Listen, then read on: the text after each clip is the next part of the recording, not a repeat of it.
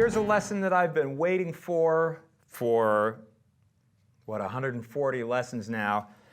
This is the really interesting stuff, and it's especially the interesting stuff on a modal thing. And we spend so much time, you know, I play with a lot of bands, kind of electric jazz bands, where the soloing really is heavily modally influenced. What we're going to do here, I'm going to start out, we're going to introduce another track here to our play-along tracks. These are all always available.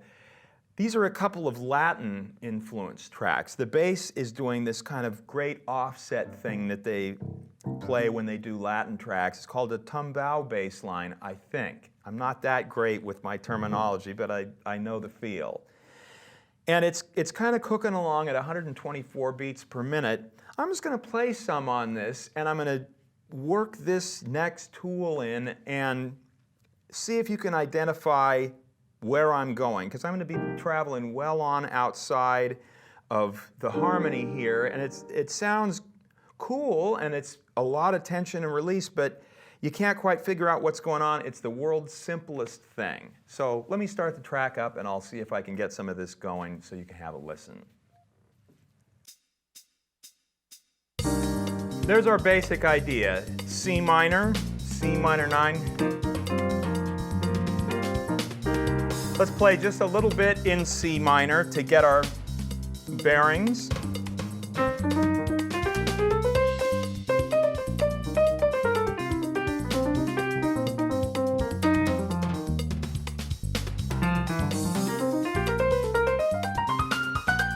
Straight up pentatonic with an approach pattern in the middle.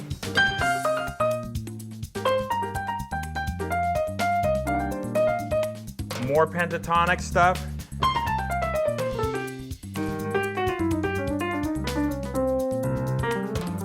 More approach patterns in there. Let's add in this new color.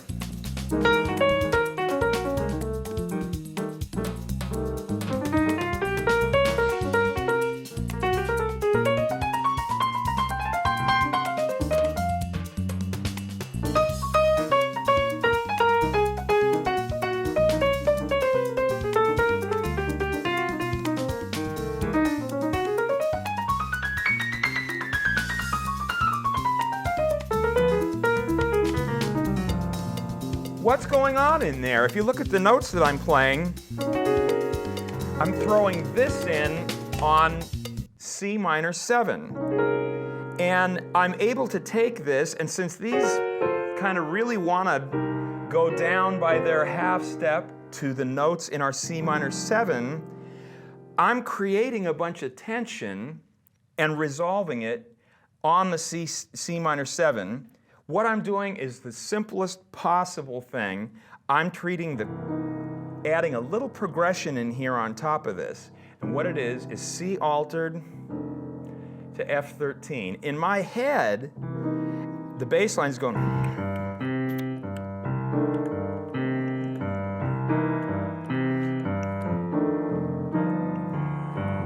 like this.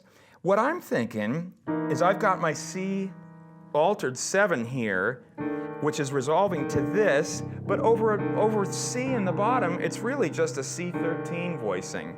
Meanwhile, I'm blowing as if I'm playing on C altered 7 to F7.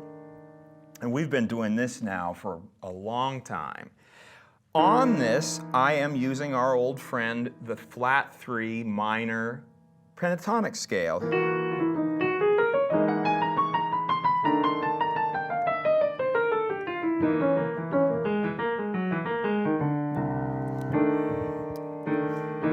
If I were to play it over this bass line, this bass note, check it out.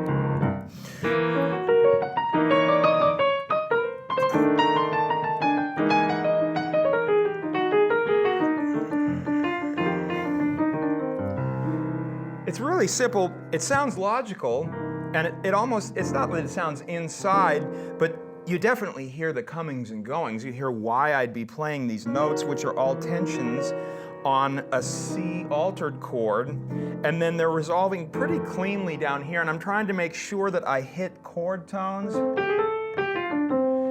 when I resolve to this F13, because otherwise you're just out there in space and you're not resolving the tension. The secret with this is that we're kind of resolving the tension to something that's higher up the scale. We're not coming back to the root all the time.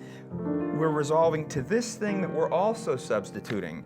Mentally, I don't want to say it's a no-brainer, but substituting this little progression on there is really easy.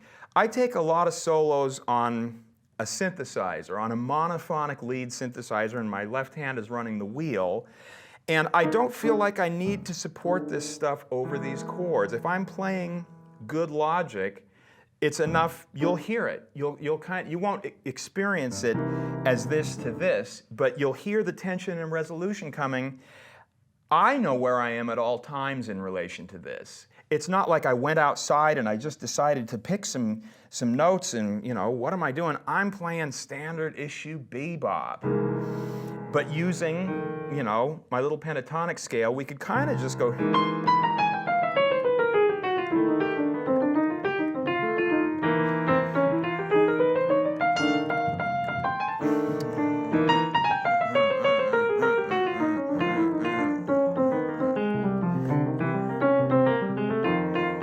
Those are more of a bop scale-oriented thing using our C altered. Let's put the track up again, and I'll have a little bit more fun with this, and this will be available as a PDF that I'll try to annotate to show you what I'm thinking when I'm thinking it.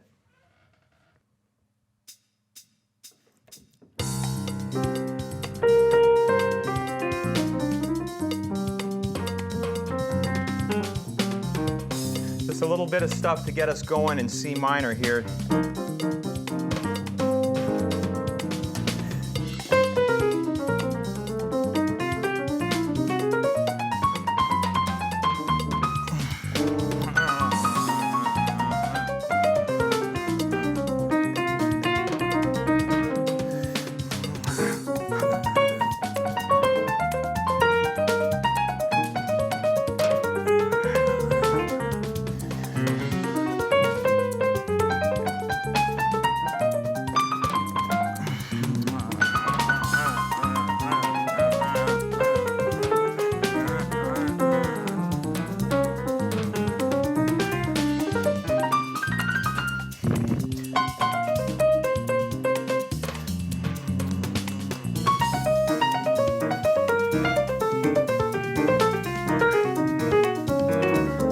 All of that stuff is just straight up pentatonics coming down.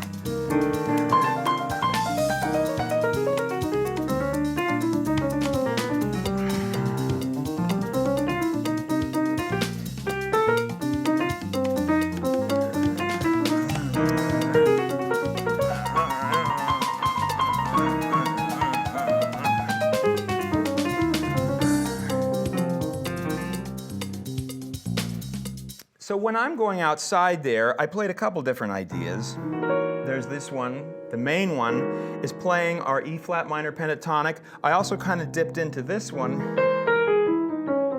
which is another way of kind of getting on.